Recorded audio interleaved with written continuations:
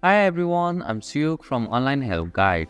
In this video, I will show you how to use Cash on Uber Eats app. Using cash as a payment option gives you more flexibility and convenience when ordering your favorite meals. So, let's get started on how to use Cash on Uber Eats app. First, open the Uber Eats app. Select any item that you want to order and view the cart. In your cart, review your order and then tap on the Go to Checkout button.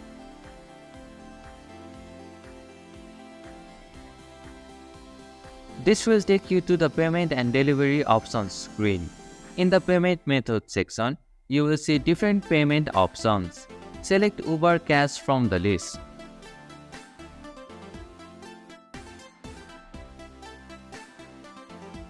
And this is how you can use Cash on Uber Eats app. Thank you for watching Online Help Guide.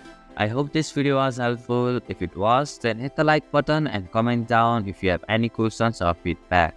Also, if you are new to our channel, please subscribe and hit the bell icon so that you won't miss our upcoming videos.